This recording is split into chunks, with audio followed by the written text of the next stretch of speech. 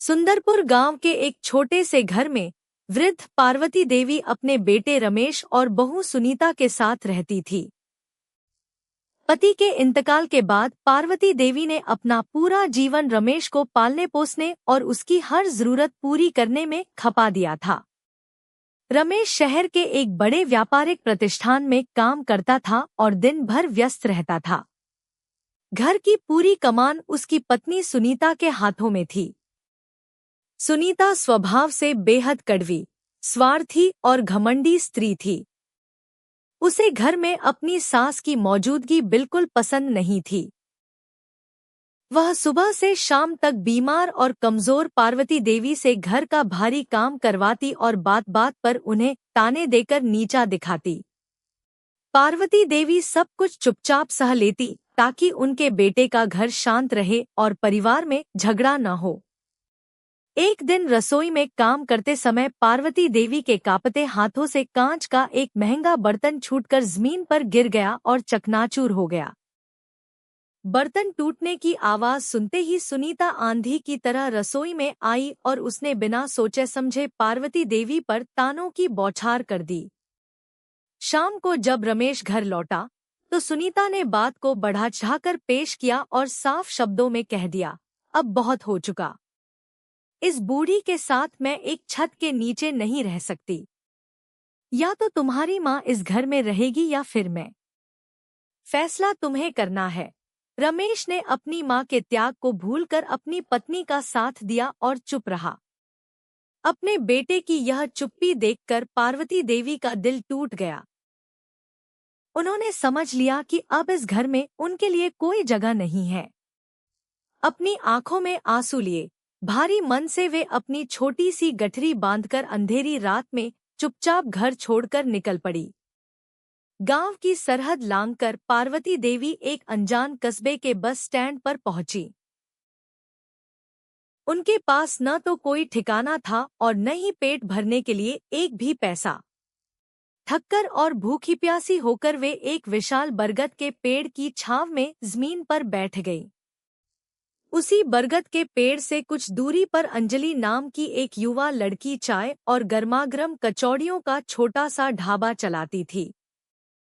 दोपहर ढल रही थी और कचौड़ियों की सौंधी खुशबू पूरे बस स्टैंड पर फैल रही थी। पार्वती देवी बार बार उम्मीद भरी नजरों से उस दुकान की ओर देखती, लेकिन अपनी जेब खाली होने के कारण कुछ कह नहीं पाती थी। अंजलि की नजर काफी देर से उस असहाय वृद्ध महिला पर थी। वह समझ गई कि माँ जी भूखी है। अंजलि ने तुरंत एक प्लेट में ताज़ा कचौड़ी और चटनी रखी और पानी का गिलास लेकर पार्वती देवी के पास पहुंच गई। अंजलि ने बड़े प्यार से कहा, माँ जी, आप बहुत देर से यहाँ बैठी हैं, यह कचौड़ी खा लीजिए। पार्वती देवी ने झिझकते हुए अपनी आंखें झुका लीं और कहा, बेटी, मेरे पास तुम्हें देने के लिए एक भी पैसा नहीं है, मैं यह नहीं ले सकती। अंजलि ने मुस्कुराते हुए उनके हाथ में प्लेट थमाई और कहा, माँ जी, भोजन का संबंध पैसों से नहीं, भूख और भावना से होता है। आप इसे मेरी तरफ से अपनी बेटी का प्यार समझकर खा लीजिए।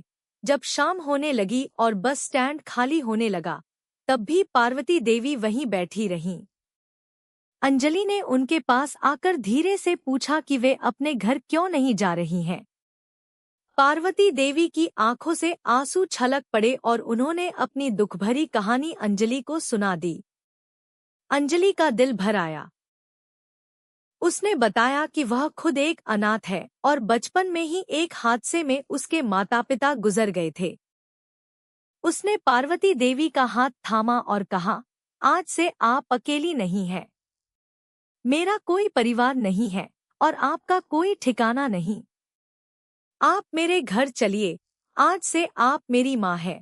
अंजलि पार्वती देवी को अपने छोटे से कच्चे मकान में ले आई। पार्वती देवी को पारंपरिक मिठाइयाँ और एक खास मसालेदार चटनी बनाने का पुराना हुनर हासिल था। अगले ही दिन से उन्होंने अंजलि के काम में हाथ बंटाना शुरू कर दिया। वे तड़के उठकर अपने हाथों से खास मसालों की चटनी और कचौड़ियाँ तैयार करतीं। जब अंजलि ने वह नया खाना बेचना शुरू किया तो उसकी खुशबू और स्वाद ने पूरे कस्बे में तहलका मचा दिया। लोग दूर दूर से अंजलि के ढाबे पर कचौड़ी और चटनी खाने आने लगे। जो दुकान पहले बमुश्किल चलती थी, वहां अब सुबह से शाम तक ग्राहकों की लंबी कतारें लगने लगी। कुछ ही महीनों में अंजलि और पार्वती देवी की मेहनत रंग लाई और उनका छोटा सा ढाबा कस्बे का सबसे मशहूर जलपान गृह बन गया। पार्वती देवी को अंजलि में एक सच्ची बेटी और अंजलि को पार्वती देवी में मां की ममता मिल चुकी थी। दूसरी तरफ रमेश और सुनीता की जिंदगी में भूचाल आ चुका था। ज्यादा पैसे कमाने के लालच में रमेश ने एक ठग व्यापारी के झांसे में आकर अपना घर और अपनी सारी जमापूंजी दांव पर लगा दी थी। वह व्यापारी सारा पैसा लेकर फरार हो गया और कर्जदारों ने रमेश का घर-बार नीलाम करवा दिया। रातों रात रमेश और सुनीता सड़क पर आ गए। कई दिनों तक दर-दर भटकने और भीख मांगने जैसे हालात झेलने के बाद वे दोनों भूखे प्यासे उसी कस्बे के बस स्टैंड पर पहुंचे। दाने-दाने को तरसते हुए वे एक बड़ी और चमकदार दुकान के सामने जा खड़े हुए, जहां मुफ्त में खाना बांटा जा रहा था। जब उनकी नजर काउंटर पर पड़ी, तो उनके पांव तले जमीन खिसक गई। सामने पार्वती देवी सम्मान के साथ बैठी थी और आने जाने वाले लोगों को प्यार से खाना परोस रही थी। अपने ही बेटे और बहू को फटे कपड़ों में और भूख से तड़पता देखकर पार्वती देवी का ममतामय दिल पसीज गया।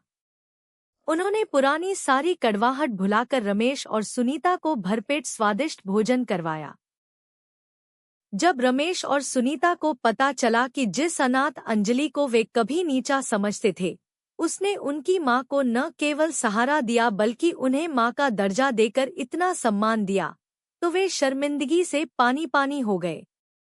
सुनीता फूट फूट कर पार्वती देवी के पैरों में गिर पड़ी और रोते हुए बोली, माँ जी, हमने आपको अपने घर से बाहर निकाला, लेकिन ईश्वर ने हमारे कर्मों का फल हमें दे दिया। एक पराई बेटी ने आपको जो इज्जत दी, हम अपने होकर भी न दे सके। हमें क्षमा कर दीजिए।